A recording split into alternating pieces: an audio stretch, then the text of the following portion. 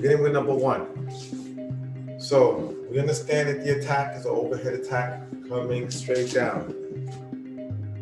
When you were teaching a new student, you cannot approach them with any speed or suddenly and do them, because automatically this happens in neurology. And once that's in there, it's hard to get that out. We want to teach people, train people to be relaxed, receptive, and calm, to be really alert, but not skittish and not tense. So the beginning is learning trust. When we're teaching the basic defense, we review the basic attack. Number 1, we take the student's hand, how do we do it? Place it right there. Slowly. They learn to step and place. Step and place. So it's like a review. So if you're the instructor standing here, and I'm the student here, I learn how to raise like we did before, and place this part of my hand right there. So they understand the range, the timing, what does it take to cover the distance, but also we calm the energy. We want to keep the energy calm and relaxed. Now, once they do that, we keep the hand right there. The hand is here on your head, and we show them how we step off the line of attack.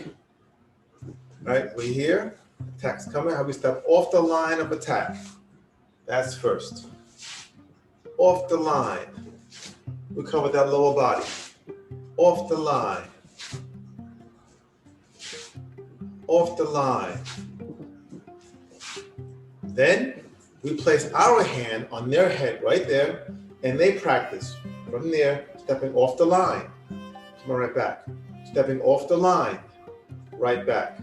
Stepping off the line, right back. So now we have established a little bit of understanding. Now, after that, after the hand being placed there, now we have the student step back, raise, cover the distance, and place. The student steps back, raises, cover the distance, and place. So the instructor is standing here, and the student is now moving, covering the distance, and placing the hand there. So initially we do it stationary, where it's just there, and from stationary we go to moving. So as they're moving, we're moving. Off the line. Off the line. And then we do the same to the student. We keep it calm. There's no tension, no duress, no stress, no fear. Raise slowly. Because once again, the students think they're learning how to do basic defense number 1. But in reality, we're teaching much more. How to be calm under pressure. How to have heightened senses.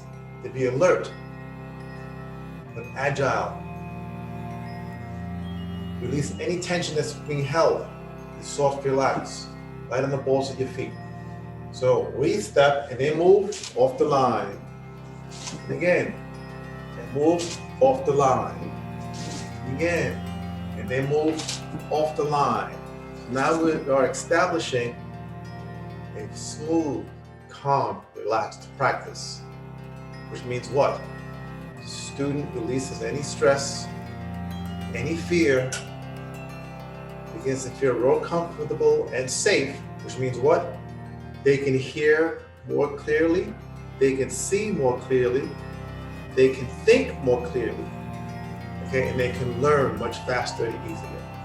So after that, we have the student stepping again and placing, and now we're going to add upper body with the lower body. So step off the line, 2 hands right there. And again, off the line, 2 hands right there. Again, off the line, 2 hands like that.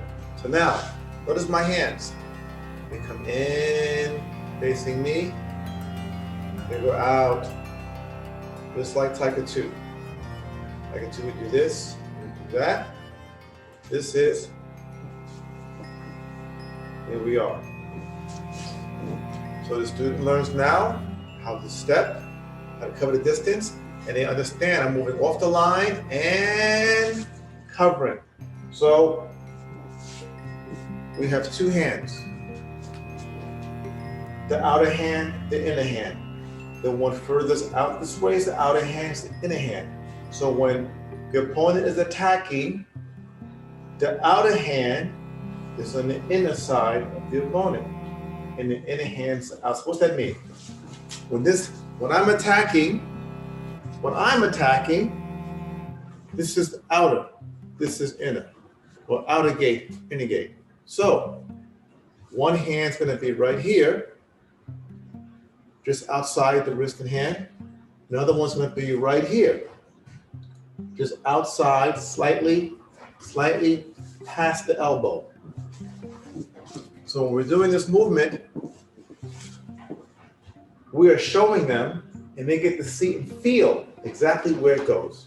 So then when we reverse, when we're attacking, we step, and once again, remember, calm, easy, nice and slow. We attack, and they move off the line, and they place their hands in the right position. Step back again. Same thing happens again. Step back again. So now we have a flow of practice.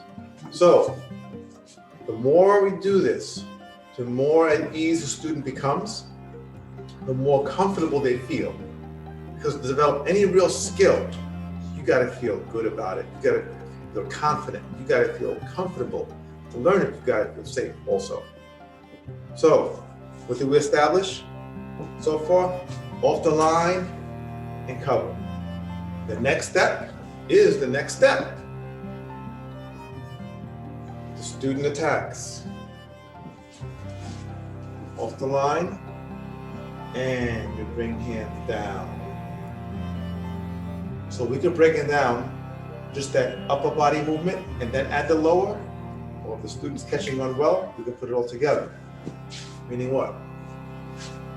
Off the line, down, and pivot. So when we pivot, we're gonna change positions. The student's body's gonna be over there. So this is crucial. As we continue, we're going to repeat the cycle. Except the instructor will be here. The student is there.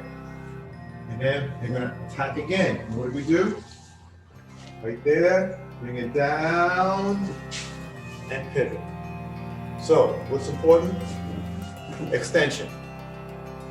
Not that, this. Arms are straight. So we're aiming for. And legs are bent. Many students have this habit when they start. Arms bent and legs straight. It's the exact opposite. We want to bring it down. We make contact, we want to bring down right away, extending the arm, bending the legs. So our weight is there. Like this. Weight's going up this way, not down that way. So, we start the practice. Once we have the complete movement, na, pull. Start again. Na, pull. We start again. Na, pull. Na, pull. And eventually, we want to do what? Take the 2 steps and make them 1 step. They may happen the first day, and they may not. That's not important. What's important is the progression, that everything happens at the right time, right? So then we make it 1 step. Here we are. Hana. Pull. And of course, after we have one side, we start the other side the same way. We cover this off the line, we cover that. Then we do hana. Bring it down slowly. Two. And we start again. Hana. And down slowly. Two. And once we have the pieces, we're going to put them together, and the two steps become one step.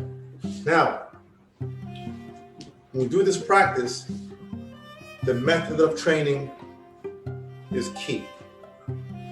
We don't do, then we both just walk back to our side again. Bad practice. Hapkido is based on the flow. Cycles, circles, and fluidity. From the very beginning, we train to stay in the game.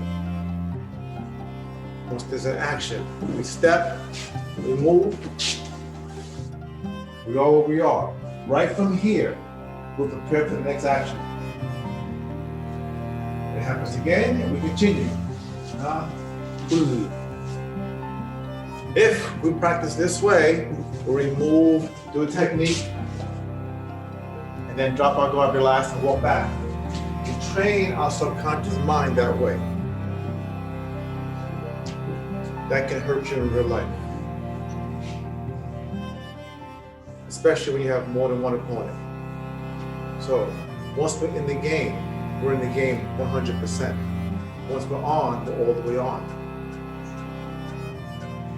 So when we do this movement, I'm ready the whole time. The whole time I am ready for the next movement. Ready the whole time until the exercise, the drill is over. So that's important because we're not just teaching some movements. We are embedding something in the neurology. The things that will come out later, the things that you don't want to have to think about. That's called real good training. So, number one, you have to take the most time for teaching because there's a lot packed into that. And of course, once we have left side, right side, then we must be able to alternate it.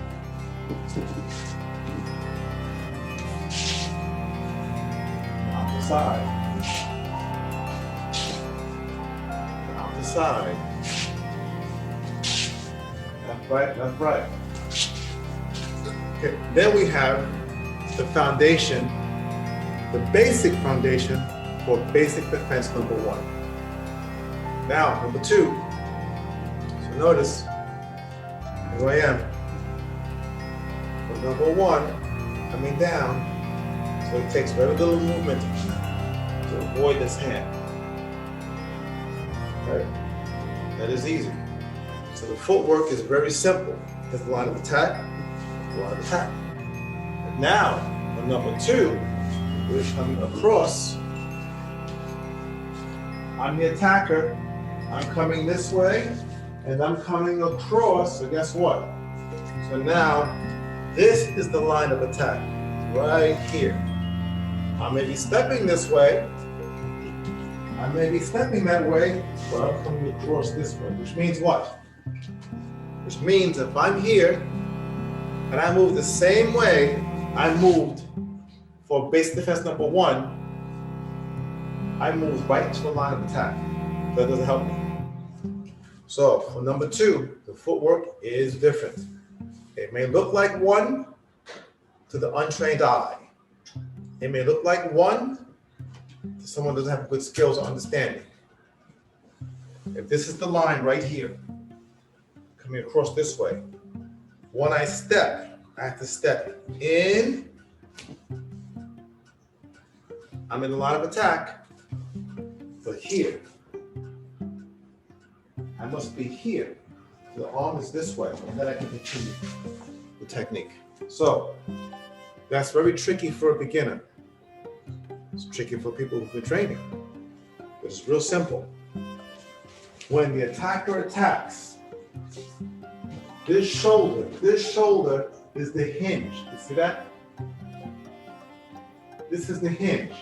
So, Defender cannot be here because they will get maximum power, maximum impact on their body, on their arms. So, if this is the hinge, imagine the door. This is the doorway right here. If this is the doorway, you must be inside the door. Inside the door to have number 2 work for you effectively. Inside. So that means when they're swinging this way, I'm stepping past their shoulder and my hands are up, by the way, even before there's any contact. Up, and then while they're coming across, I'm pressing down right away.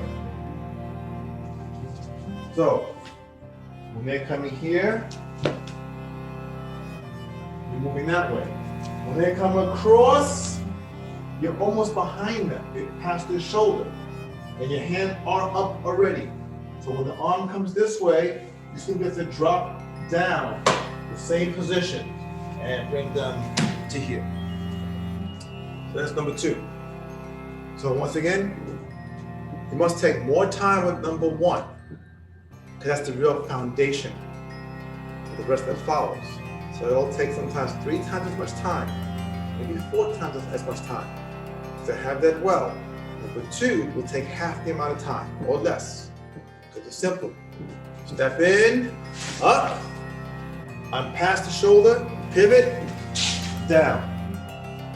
Again, I step in, up, before there's any contact.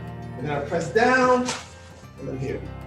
And of course, after you do one side, you work on the other side, then alternating sides. Once we have that, then we should practice 1 and 2. Number 1. Number 2, deeper. The other side, off the line, number 1. Then deeper. Number 2. Yes. So then 1 and 2, fit like this. Easy. Develop if we follow the right process. Then number 3. So number 3, inside. So the same basics, just a little deeper. If we did number 1, you only got to move here. That's enough. If we did number 2, here's not good. You got to be in the door. This is the door. So you got to be past that point.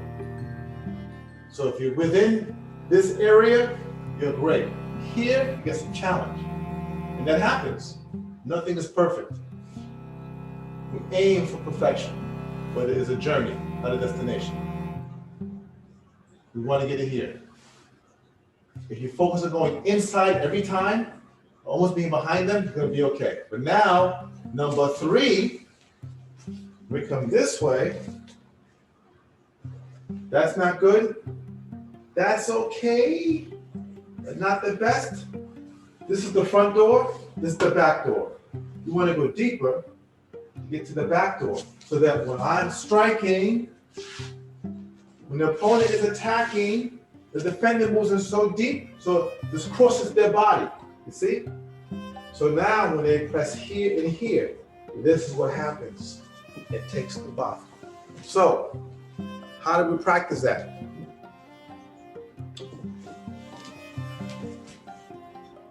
Raise. Na.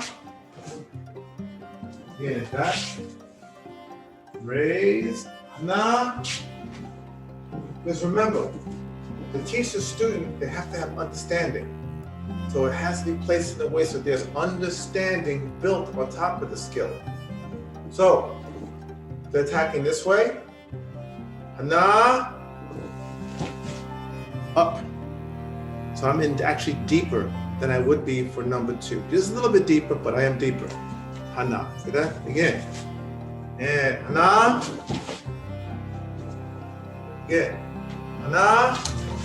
So if you notice, I'm really drifting. My hands are up. And then the second part, pull down. But the second part is almost exactly the same for 1, 2, and 3. My hands are up. my hands come down. The difference is at what point I make contact. When they're attacking above, I'm making contact here.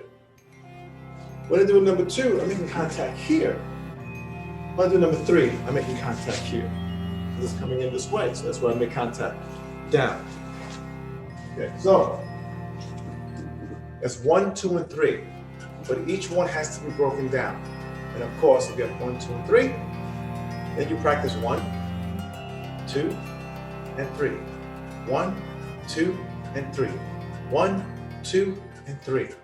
Nice and relaxed, nice and flowing. So, a couple of pointers. Number 1, we don't go tighten up, stiffen up, and resist. If you were committing an attack and you had no idea what they know or what they can do or how they would move, they would catch you off guard, right? And they would take you. I've seen instructors do stuff like this. My weight is back here. This is not for that kind of tactic. There are different types of techniques. There's the yin and the yang. If you're doing this, I block and I finish you. Different kind of technique. If you're doing this mass is coming, it's committed forward, different technique. This is how someone reaches for you. They don't reach like this.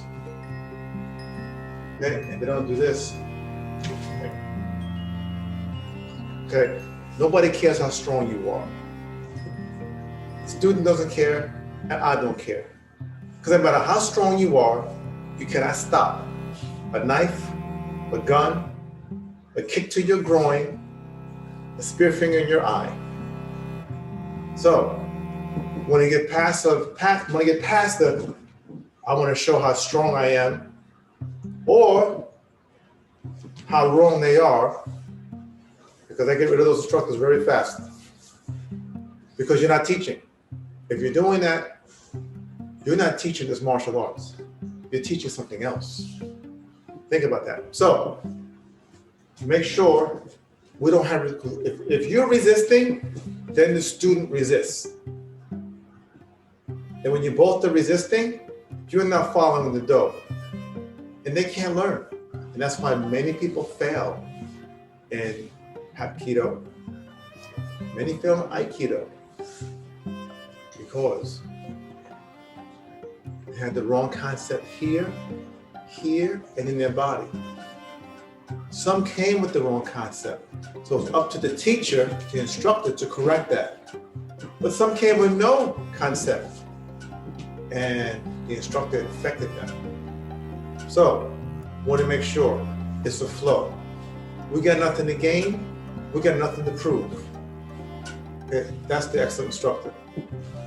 So you take your time,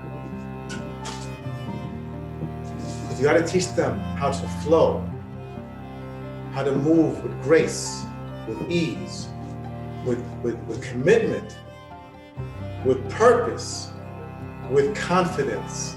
If we're not building that, we're not building much of anything. So, 3, we practice. Still nice and easy. We can pick up the speed a little bit, but we have to always work within the student's range. If you come too fast, use too much force, they're not going to learn. And if they're not learning, they're not staying. I tell you a little secret. A school where the beginners aren't staying, eventually that school has a lot of challenges. And what happens is this. I've seen it over and over again. The instructor gets a job driving a bus. The master gets a job doing personal security, bodyguarding, things like that. And guess what that means? That means the students in the school have a lot less of that teacher, a lot less of that master. Even if the master is here, because now that master's energy and attention is divided. Trust me. The instructor that's working at club, for example, 10 p.m. till about 7 in the morning, when they get to their class, they're not all there. They're there, but not all there. You're getting a lot less. Okay? You want to have the top quality martial arts, you got to have top quality master. You want top quality master, that master has to be in top quality condition to be teaching. Otherwise, if their mind's not all there, you're not getting it. So, what happens from the top all the way down?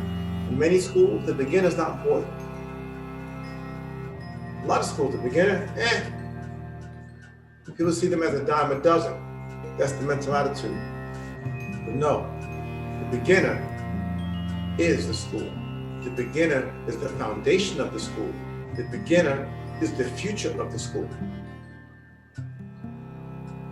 So you have 50 beginners, the school can pay their bills. You have 5 beginners,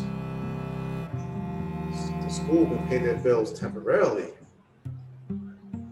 But eventually, master's getting a job. So we don't want that to happen. Okay, so no resisting, no straining. Okay, the teacher is supposed to guide the student, help them to reach the mountaintop, not throw boulders in their way. Okay, also not lift them. They got to do the climb. They got to do the walk, the climb on their own. But we cannot be the ones that become the obstacle. And too many times, that's what happens. The teacher becomes the obstacle. The instructors become the obstacle. So make sure we're the guide. We're the finger pointing the way. We're the advisor, removing most of the obstacles and showing them a clear way to get to the top.